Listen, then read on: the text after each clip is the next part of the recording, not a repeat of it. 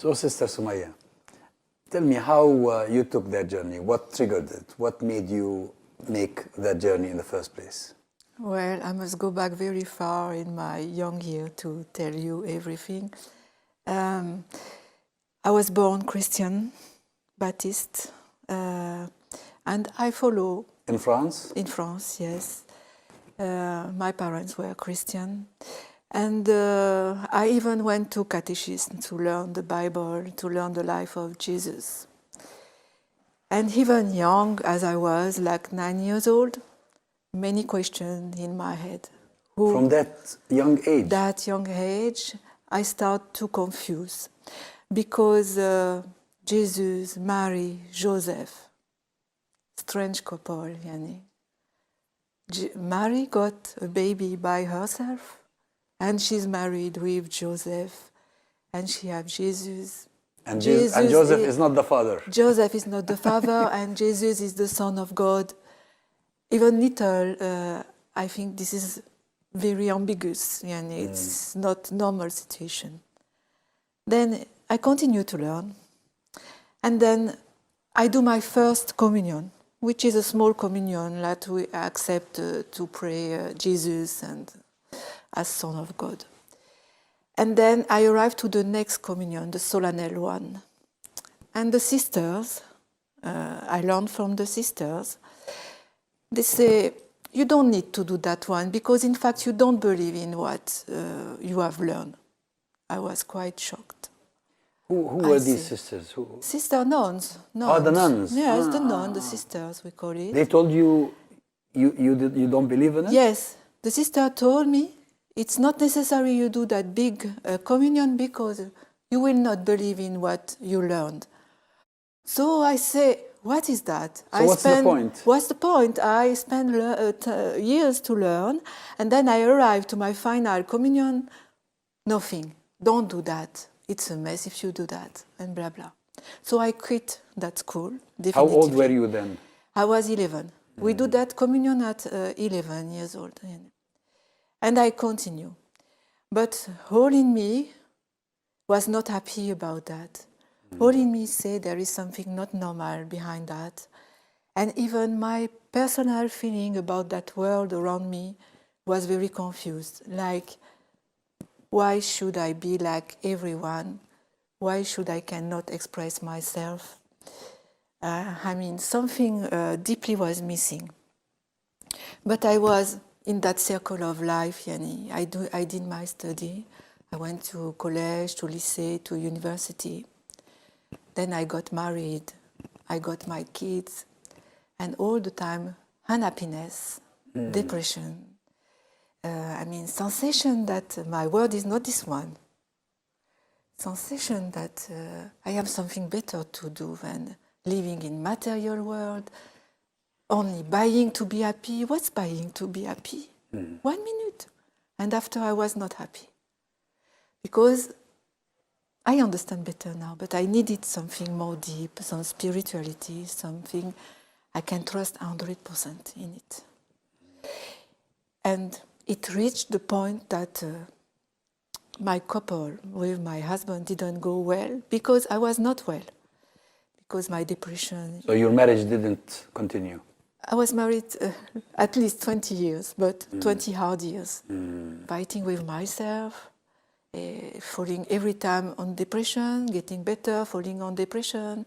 I did anorexia, also I fell to 30 kilos because being not well.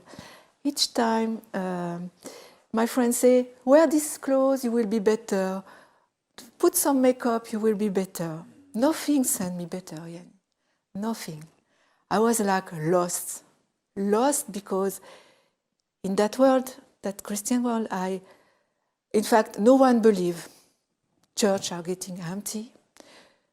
After I left this Catholic school, and I didn't go to church every Sunday because we have to go every Sunday.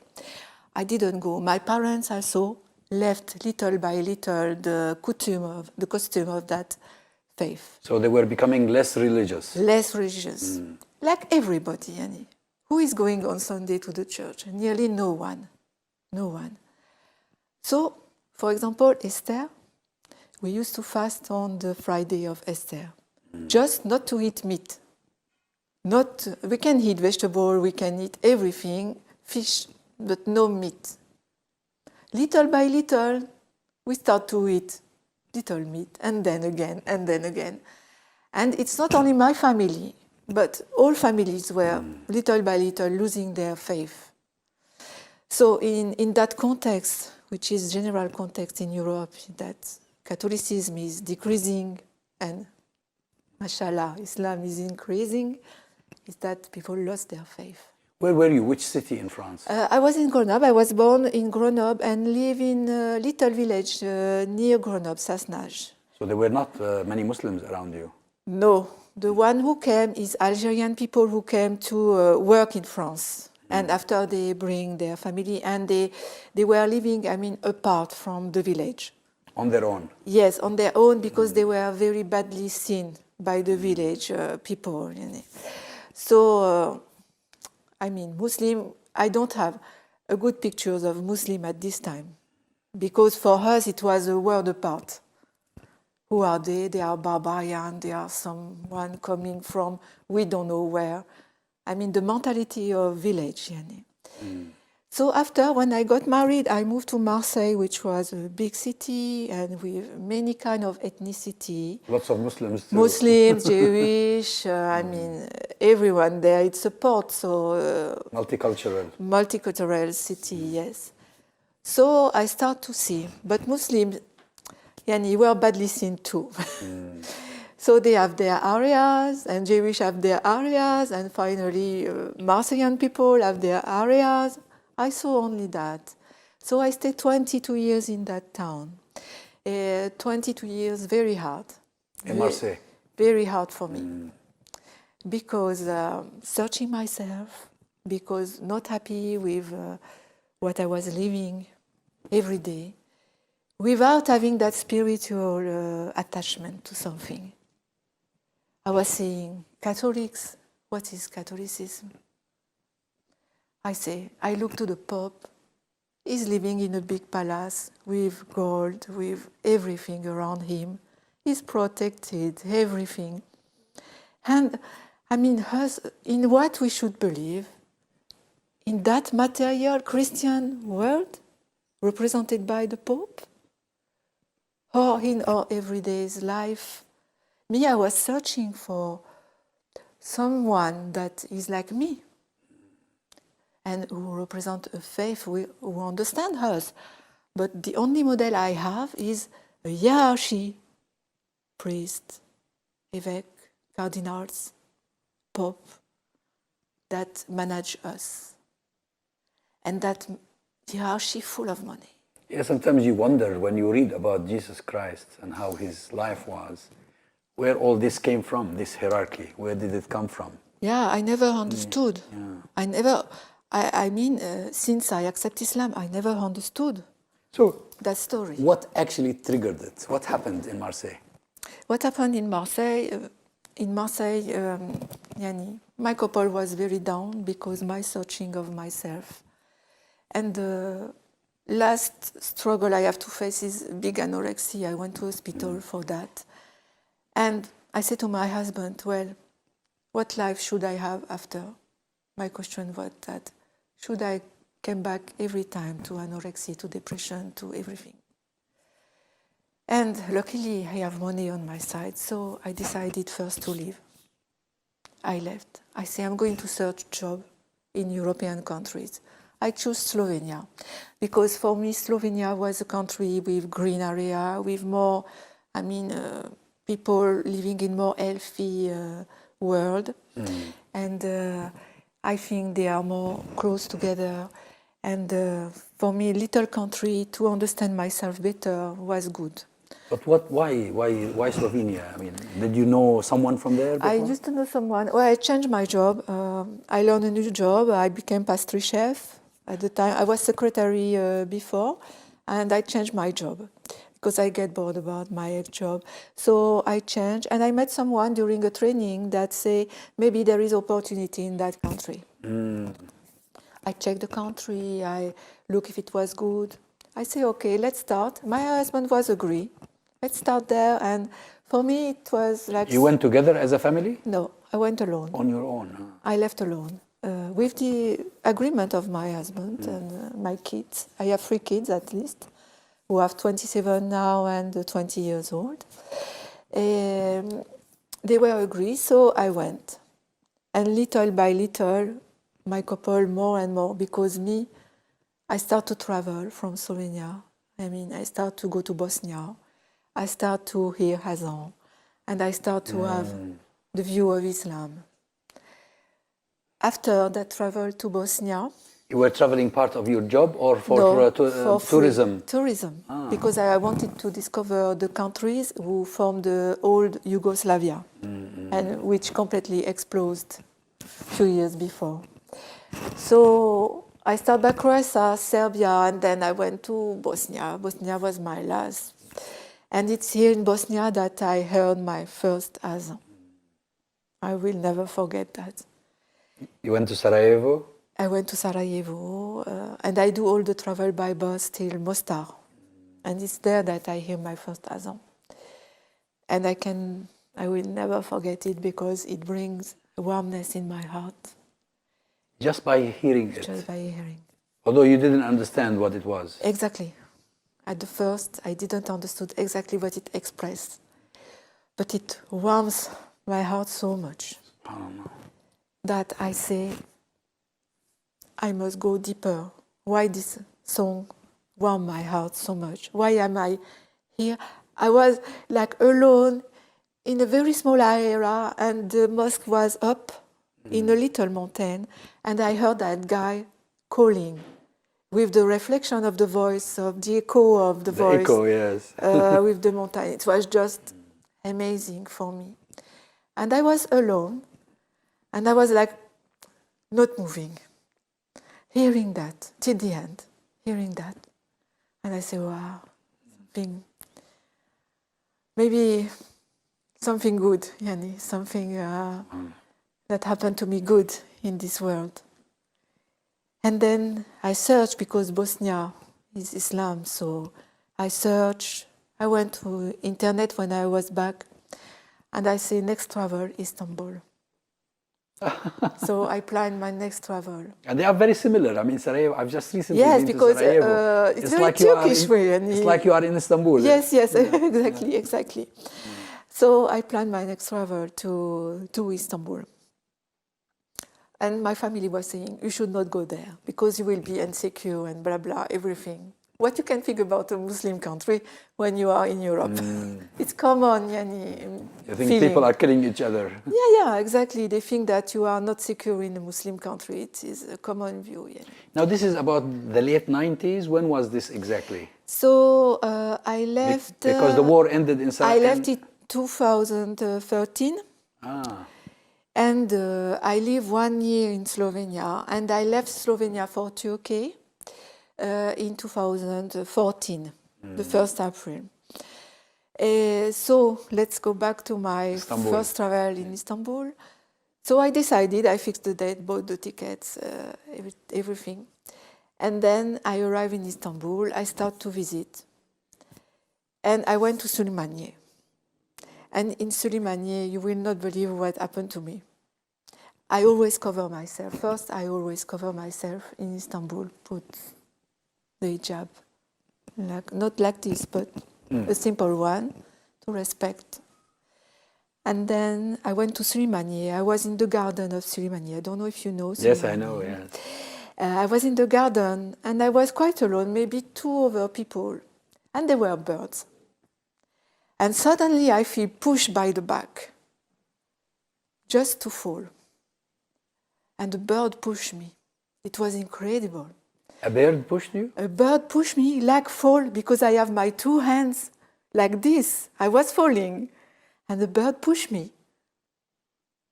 On the moment, I say, why this bird pushed me? He's got many places beside me. It was empty place. Why he pushed me? And then I went back home, but all that in my head.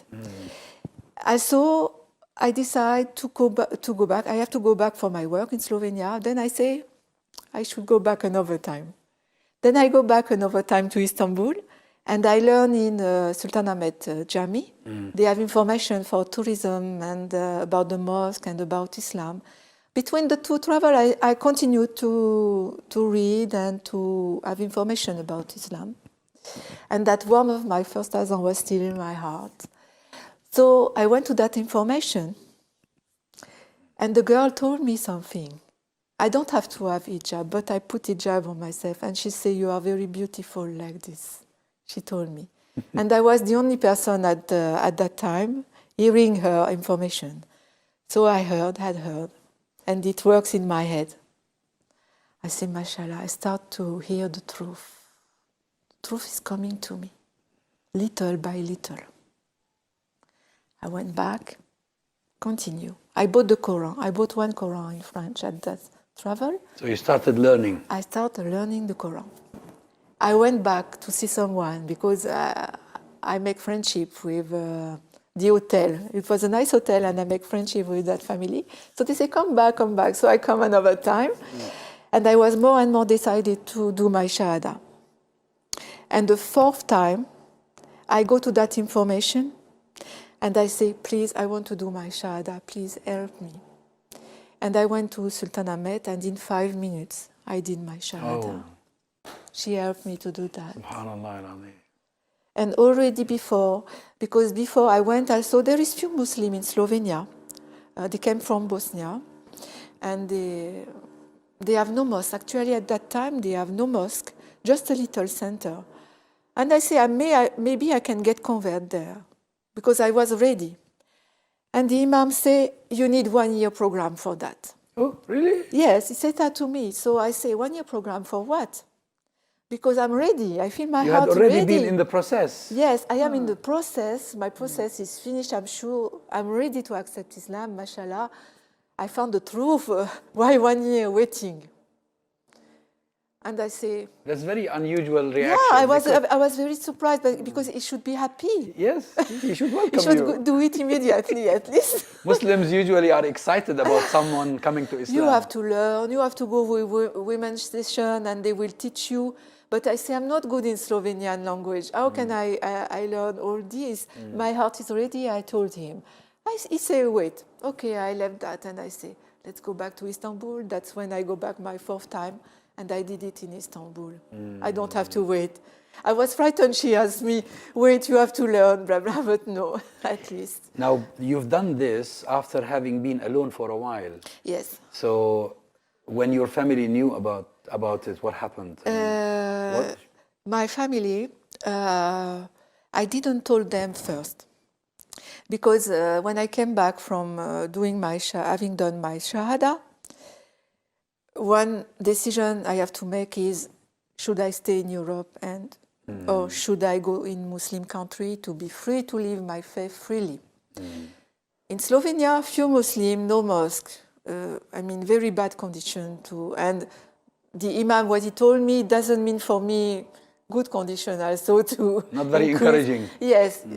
He doesn't have intelligent speech for me, so I say maybe the next will not be good, Yani. So I decided to leave Slovenia for Turkey. For good? Yes, yes, absolutely. My decision was very easy to take.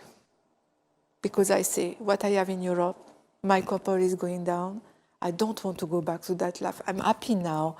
I found the truth. I have a faith. I can trust in something, in Allah. In Allah. Not in Jesus, the Son of Allah, not in the Trinity, not in the Holy Spirit. All that cancel. I have only one person, Allah, to worship, which was wonderful because now all the things became clear in my head. It was, besides accepting the faith, it was a revelation for many questions I have in my head that became clear at the moment. And I say what a mess I was in that world. Learning for what and learning what? Not the truth, finally. So my decision was taken very quickly. You didn't feel the burden of your social commitments with your family, with your country? No, at least I put my family aside because I say now I have to do something for myself. I have to live my life. Now that I find the truth, I will not wait for their acceptance or whatever. It is my qadar, it is my way of life, my way in Islam. They don't have to interfere. No one have to interfere. And I decided. I used to have a flat, everything. I gave everything to my friend in Slovenia. And I left Slovenia with only 2 suitcases. 2 suitcases. Here to Turkey? Yes. No home, no job. Just few friends in Sultanahmet, the one who helped me to do my shahada, and few others. So I have to find everything. I settled in hotel for few days. Then before that friend, Sultanahmet, that's where Shamsuddin happened. And she told me, you should write to that man. He maybe can help you for home, for job, and so on. I wrote, but I have no answer of him.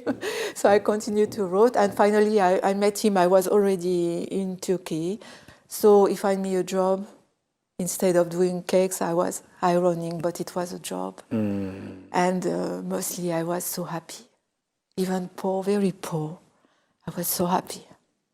I mean, for me, it was like a new life, newborn. I was a newborn for everything.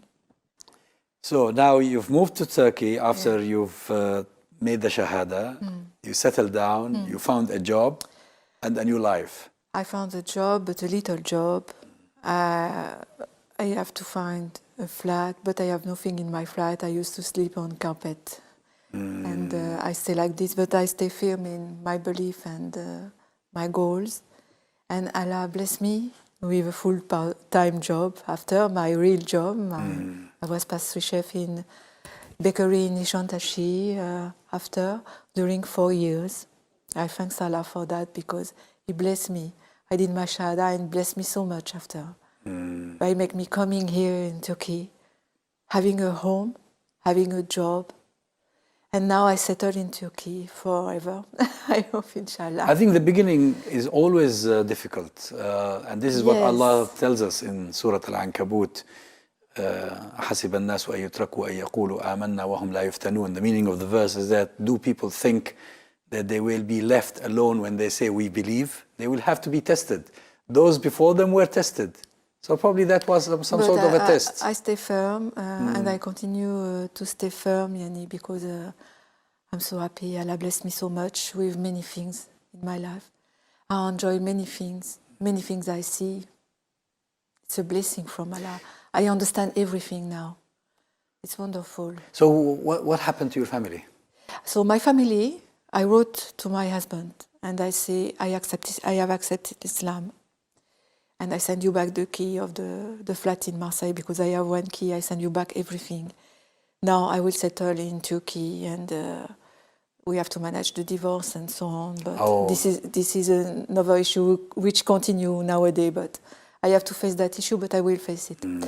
Yani, because in Catholicism there is no divorce, right? We are married, so we have to divorce. We have to divorce. Yeah, we have to divorce for him, let him free, and me. I cannot be married, being Muslim. I cannot be married with a Christian. And by the way, our couple was finished, so we have nothing to do. And you've been living alone for so long. Yes. But what about the children? Are you still communicating with them? No, they cut communication when they learn that I accept Islam. Oh, really? Yes, there is now 6 years that I didn't communicate with them. I have one sister in my born city. Who I communicate with actually, and I told her that I have accepted Islam, everything. But she already married with a Turkish man, so she has more facilities to understand my view. Even if I think for her it's a little hard to understand how I can pass the gate and go to Islam. Oh, she hasn't converted? No. Because I say she's married, she's living with that guy. Because in my country it's a law to live without being married. Yes. She got one kid from that guy, and then it makes more easy for me to explain her my way. But my children, they cut definitively. That's very sad. I went back to Marseille. I say, maybe I can see them. I ask for them. And they say, now we are going forward. We don't want to see you.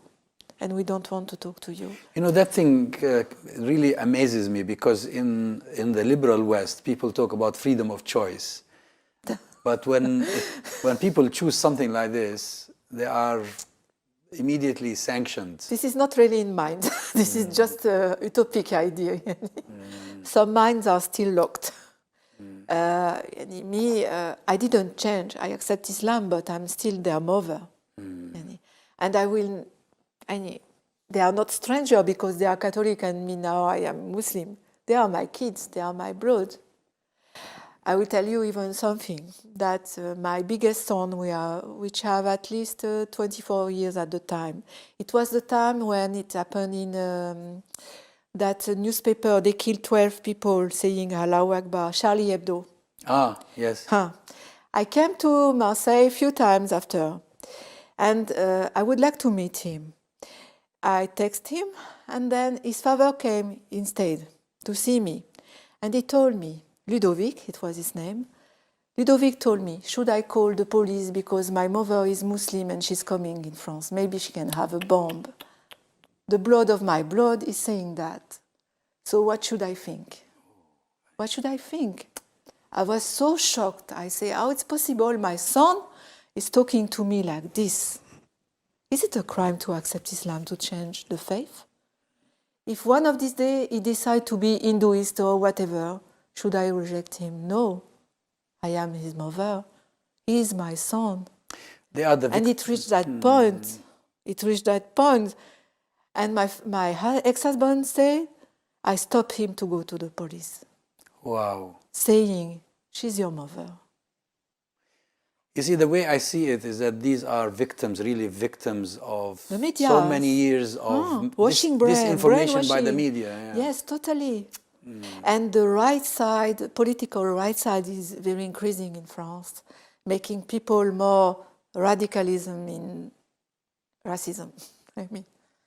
Yeah, I think France in Europe is a very special case because this prejudice is so clear and so deep compared, for instance, to Britain. I've interviewed several brothers and sisters from Britain who have embraced Islam, and it is rare that you come across something like this. Usually they keep going with their families. Yeah, but it was not the case. So I said to myself, after a few times these things go out of my head, that he said that, I say, this is your life. I spent 20 years to educate them, to make them adult. Now, I will think myself. I don't have to make any discount of the fact that I accept Islam. Of course, it's your salvation, isn't it? It's my faith now. I'm so happy. It's their problem if they don't talk to me. Me, I'm open. I say to my ex-husband, my door is open all the time for them. They are my kids. But since 6 years, no message, contact. Nothing. Now, about my friend, my close friend, some accept, some were very worried because I went in Muslim country, they say, Valérie, don't worry. If something happened to you, you just have to come back and I will welcome you. But I say, look at me, I have a phone number, I have WhatsApp, I have Facebook, I have everything, I'm free. Don't have to worry for me. And little by little, I gave books to them, I make little dawah, little by little to them. And their minds start to change. Well, that's good. Yes, I try my best to make dawah all the time I can, but slowly, because you don't have to hurt them brutally. And it's little by little. Well, Sister Sumayyah Valérie, it's been a great pleasure talking to you. Thank you very much. Thank you.